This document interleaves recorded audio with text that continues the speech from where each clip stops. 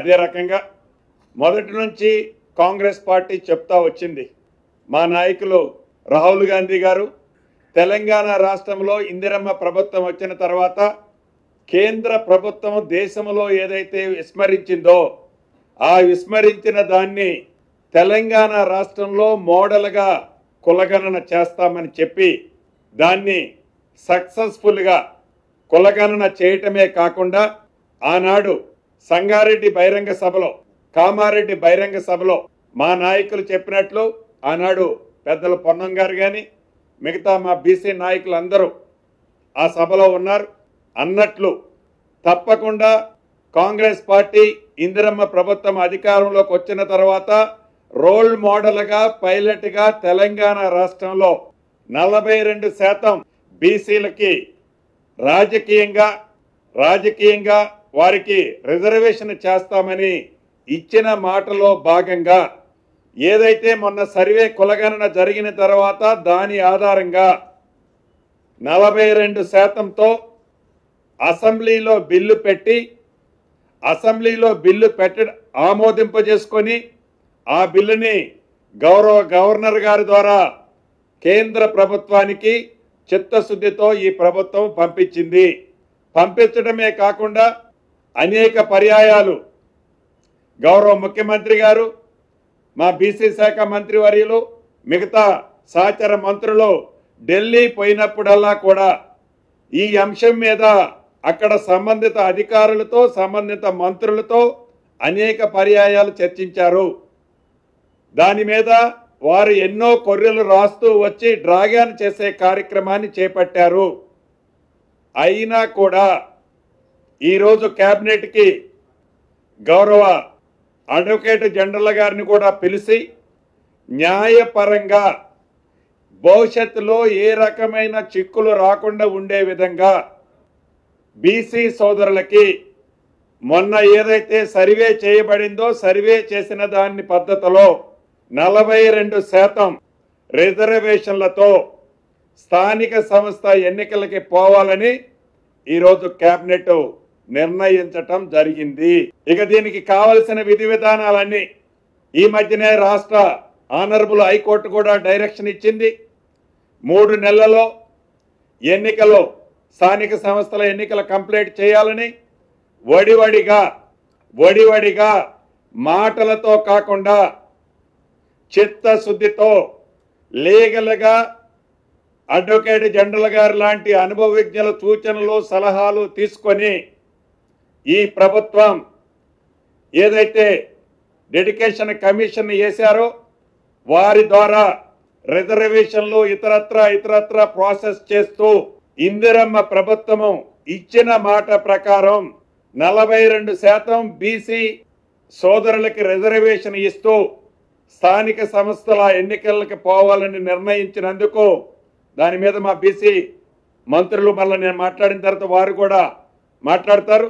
నా పక్షాన్ని కూడా రాష్ట్ర ప్రభుత్వాన్ని, గౌరవ ముఖ్యమంత్రి గారిని అభినందిస్తున్నాను.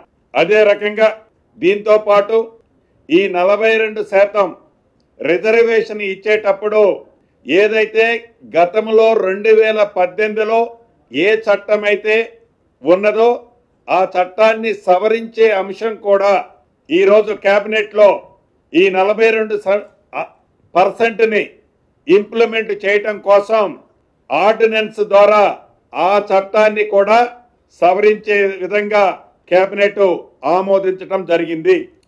అదే రకంగా రాష్ట్రంలో ప్రతిష్టాత్మకంగా ఉన్న 2 ఎడ్యుకేషనల్ ఇన్స్టిట్యూషన్స్ని యూనివర్సిటీలుగా కూడా ఈరోజు నిర్ణయం తీసుకోవటం జరిగింది. ఒకటి అమితి, ఇది మన దేశంలోనే కాదు ప్రపంచవ్యాప్తంగా ఒక 15 యూనివర్సిటీలను తీసుకుంటే అందుట్లో ఇది 11వ స్థానంలోనో 12వ స్థానంలోనే ఉంది. ఈ యూనివర్సిటీకి, ఈ ఎడ్యుకేషనల్ ఇన్స్టిట్యూషన్స్కి రాష్ట్ర ప్రభుత్వం యూనివర్సిటీగా, దీంతో పాటు Saint Mary rehabilitation education institution కూడా యూనివర్సిటీగా ఈ రెండింటిని గుర్తించడం జరిగింది. రాష్ట్ర కేబినెట్ ఆమోదించడం జరిగింది.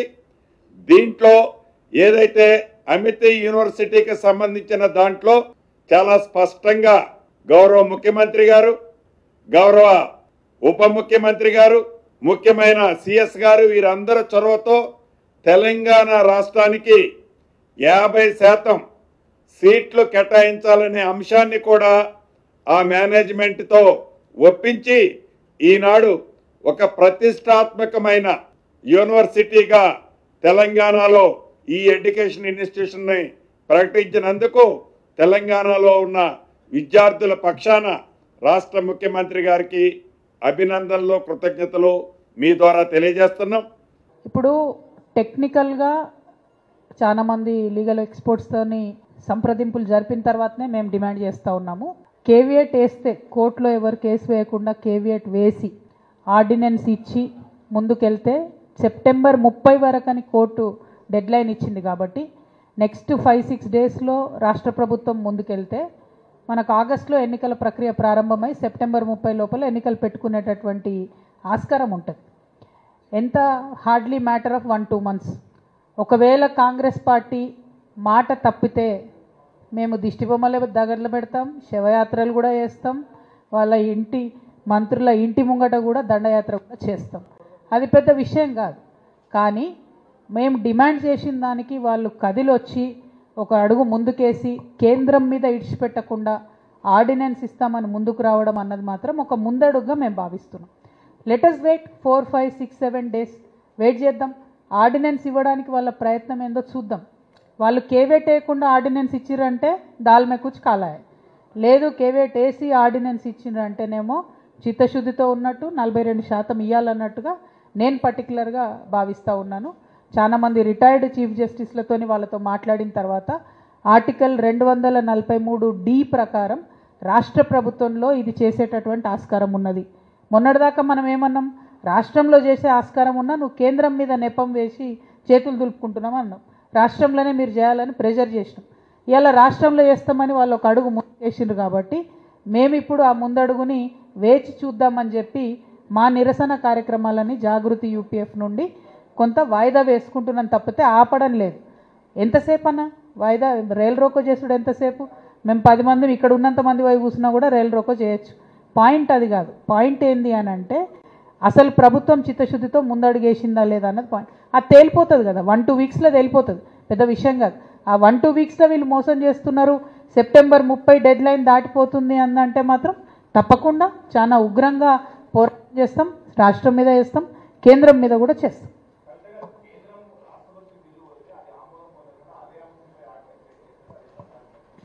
అంటే ఇక్కడ ఒక సాంకేతికపరమైనటువంటి అంశం ఉన్నది.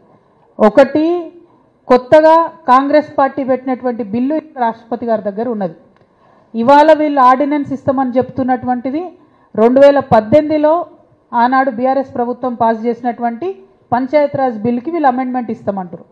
అప్పుడేమో మనకు సుప్రీంకోర్టులో 50% నిబంధన ఉంది కాబట్టి 34% రిజర్వేషన్తో బీఆర్ఎస్ పార్టీ 2018లో చట్టం చేసి ముందుకెళ్ళింది ఎన్నికలకు.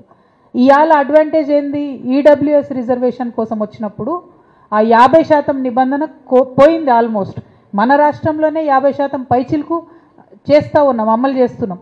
కాబట్టి ఇప్పుడున్న పరిస్థితుల్లో 2018 చట్టానికి వాళ్ళు అమెండ్మెంట్ చేసి ఆర్డినెన్స్ ఇచ్చి కేవియట్ వేసి కోర్టులో ముందుకు పోతే సాధ్యమయ్యేటటువంటి ఆస్కారం ఉన్నది. రిజర్వేషన్ 69% కూడా దాటుతుంది, అయినా కూడా ఆస్కారం ఉంది.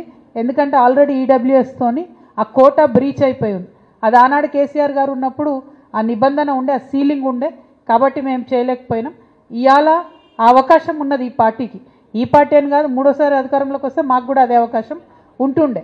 వీళ్ళ గొప్పతనం ఏం లేదు, అందులో కాంగ్రెస్ వాళ్ళు చేసింది ఏం లేదు, బీఆర్ఎస్ వాళ్ళు చేయలేనిది ఏం లేదు. కాకపోతే పాయింట్ ఏంది అని అంటే టైమింగ్ కలిసి వచ్చింది. ఆ టైమింగ్ని సరిగ్గా వాడుకుంటే పెద్ద ఎత్తున బీసీ బిడ్డలకు న్యాయం జరిగే అవకాశం ఉందని మేము భావిస్తూ ఉన్నాం.